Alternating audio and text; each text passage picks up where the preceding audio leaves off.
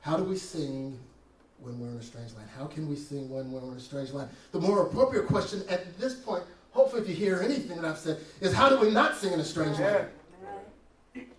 That's right. That's right.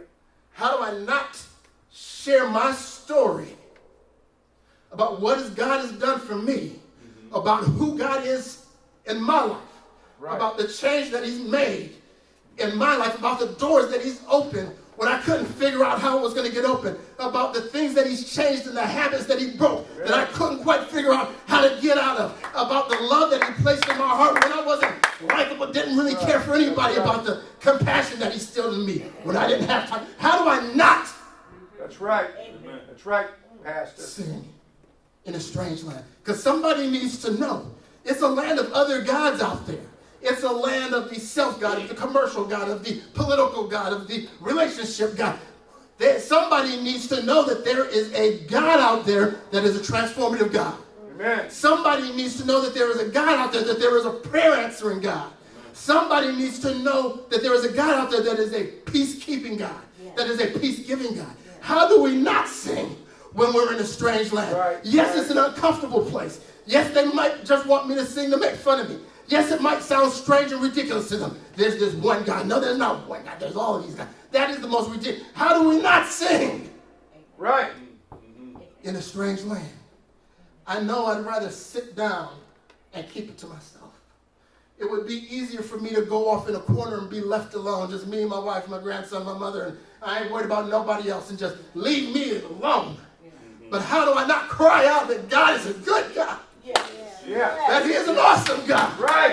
That he sits high and looks low and knows me and cares. How do I not sing? Right. Jesus. Amen. When I'm in a strange land, I know I'm uncomfortable. I know it goes against who I am because I'd rather just keep it to myself. But I owe it to God. The prayers that I prayed, as much as I cried out and said, Lord, if you change this, Lord, if you do this for me, Lord, if you work this situation out for me, Lord, as much as I didn't ask him, as much as I didn't cry out to him, and he blesses me over and over and over and over and over again. Not just with some superficial, to the specific, what I ask, all that I have needed, his hand has provided. Morning by morning, new mercies. I see we serve a faithful God. That's right. That's right. How do I not sing in a strange land? Yeah, it might not sound like much to somebody. My voice might be feeble. Our stories may be a little bit revealing. I might end up showing a little bit of myself. And this is not a criticism. This is a reality of church. I spent my entire life growing up in a church where realistically I had no idea what half the people were like before they got saved.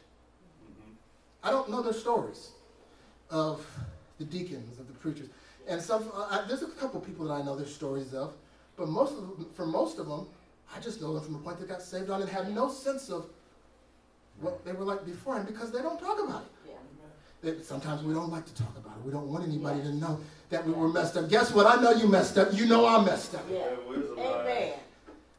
That's all right. The glory of God is seen in the transformation. Right. If I don't get to see where you come from, I can't appreciate where he's brought you. Right. Right. So I need to tell somebody that I was a mess at one point in time. That I struggled trying to get myself together.